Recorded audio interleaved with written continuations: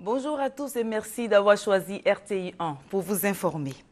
Le président de la République, Alassane Ouattara, a regagné Abidjan ce dimanche après 3 jours de visite au Congo. Il a été invité par son homologue congolais Denis Sassou Nguesso, une visite qui vient ainsi renforcer la coopération ivoiro-congolaise selon le chef de l'État, Alassane Ouattara. Et il s'est exprimé à son arrivée à l'aéroport d'Abidjan. Alvorassa. Après 2 jours passés au Congo, le président de la République Alassane Ouattara est rentré à Abidjan. Il a été accueilli par plusieurs membres du gouvernement, un détachement de l'école de gendarmerie, du bataillon blindé de la garde républicaine et de la musique de la garde républicaine. Pour le chef de l'État ivoirien, cette visite va renforcer la coopération entre la Côte d'Ivoire et le Congo. Le président Marian Gouabi avait effectué une visite officielle en Côte d'Ivoire en 1975. Ma visite est un peu le retour de cette visite. C'est la première visite officielle d'un président ivoirien. Cela a beaucoup marqué le ton des discussions.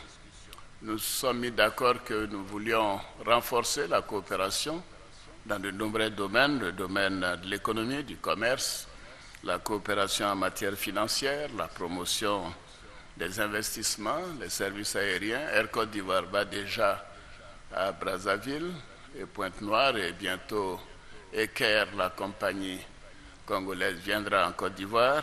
Coopération dans le domaine des mines, de l'énergie, bien sûr du pétrole, l'enseignement supérieur, la recherche scientifique, l'innovation technique. Nous recevons les jeunes Congolais ici à l'Académie des sciences de la mer. Et en raison de tout cela, nous avons décidé ensemble de réactiver la grande commission mixte de coopération Côte d'Ivoire-Congo qui se réunira au début de l'année prochaine, le premier semestre, en Côte d'Ivoire. Le président Alassane Ouattara soutient par ailleurs que le Congo a retrouvé la stabilité. Il est en pleine reconstruction. Ce qui m'a le plus marqué dans ce pays, c'est l'essor considérable. La paix, la reconstruction, le développement. C'est un pays que j'ai visité à plusieurs occasions, surtout en 1997, au moment où le pays sortait d'un conflit meurtrier, destruction de Brazzaville. J'ai vu une ville reconstruite, des infrastructures modernes. Le projet de port de Pointe-Noire est un projet qui va tripler la capacité de ce port, $1 milliard d'investissement, ainsi de suite.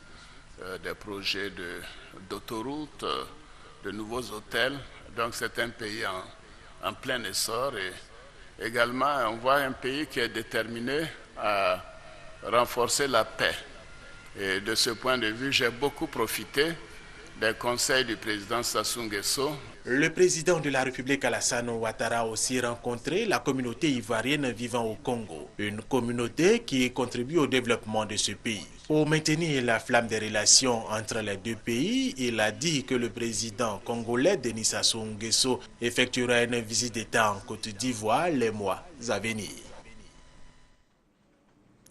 Comment réduire sa facture d'électricité? Les nouvelles technologies pourraient apporter des solutions. Le sujet a été abordé lors d'une conférence de presse tenue le vendredi à la Chambre de commerce et d'industrie. Christelle Aminan et Léon Brou.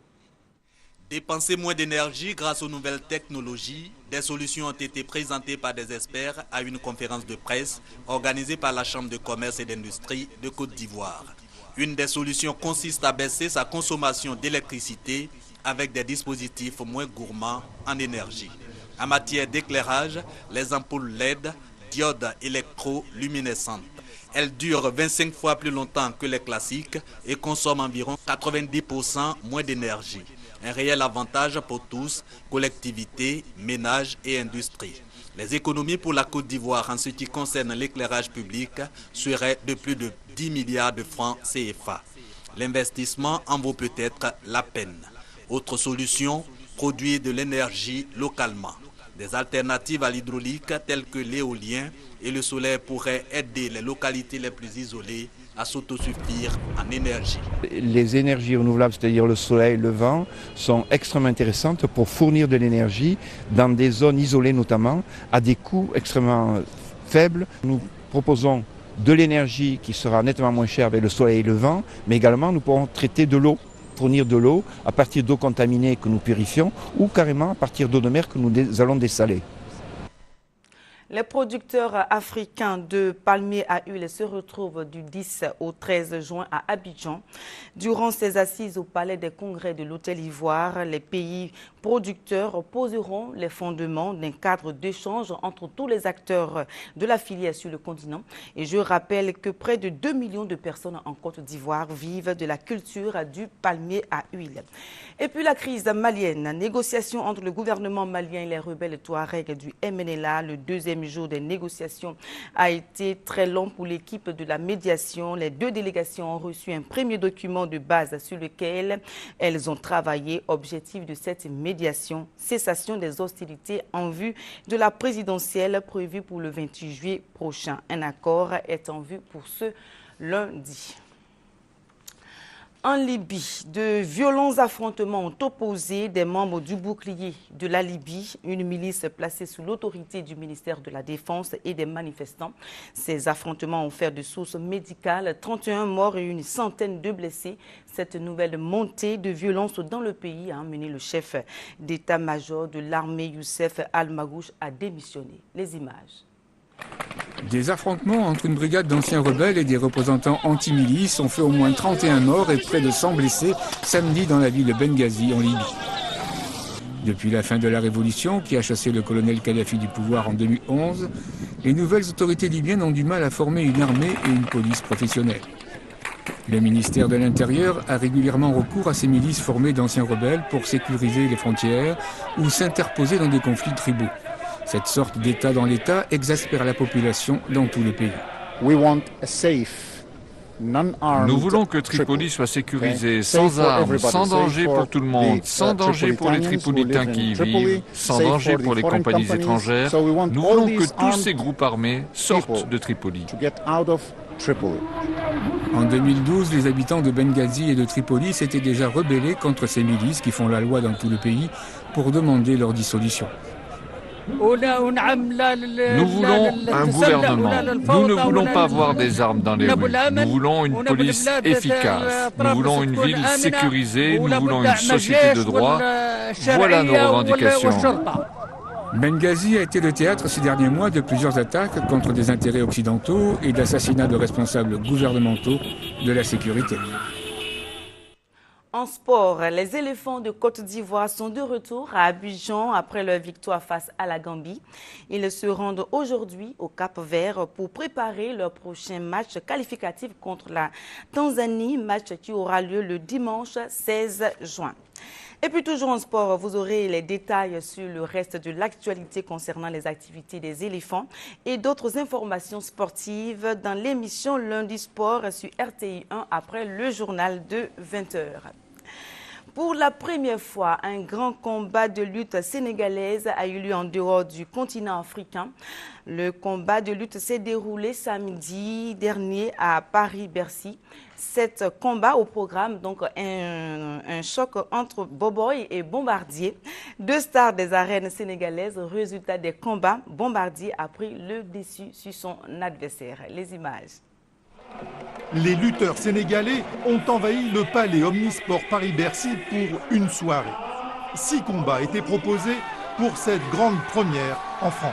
D'abord, c'était pour permettre aux Sénégalais de la diaspora de pouvoir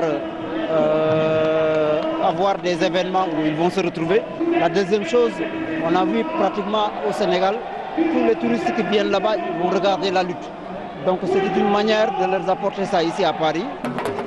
Au son des tambours qui ont rythmé toute la soirée, les hommes forts ont pris possession de la place.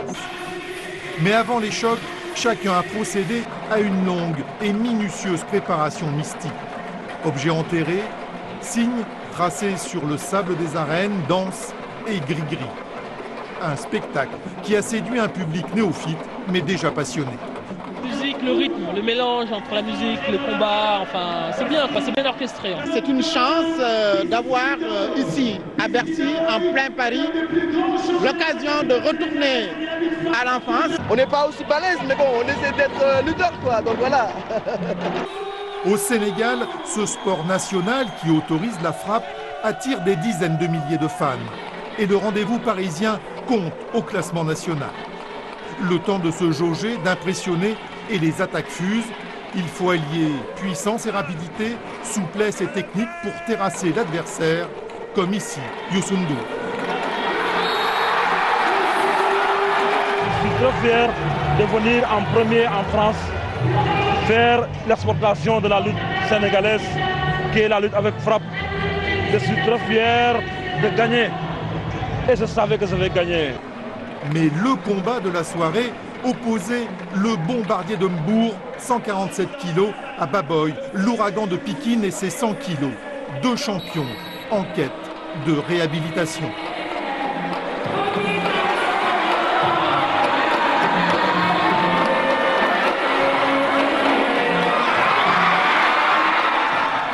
Bombardier a mis 25 secondes chrono en main pour effacer sa défaite de 2006 contre le même Baboy à Thiès. Une victoire à savourer.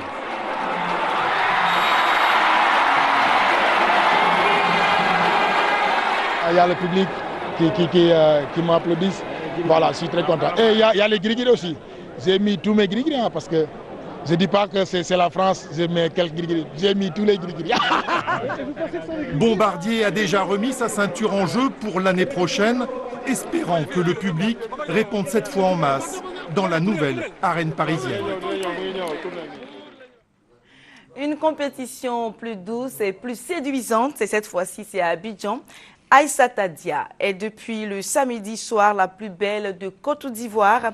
Âgée de 18 ans, elle est étudiante en année préparatoire marketing et management. Aïssata Dia a damé le pion aux 24 candidates en lice. Elle succède ainsi à Hélène Valérie Tchouka, Miss Côte d'Ivoire 2012. Et rappelons avant de terminer que le président de la République, Alassane Ouattara, est de retour à Abidjan. Il revient d'une visite officielle de 3 jours au Congo. Cette visite aura contribué au renforcement de la coopération ivoiro-congolaise, selon le président de la République, Alassane Ouattara. Mesdames et messieurs, c'est la fin de ce journal. Merci de l'avoir suivi. Restez avec nous sur RTI 1 pour suivre le reste de nos programmes. Et l'information continue sur le www.rti.ci.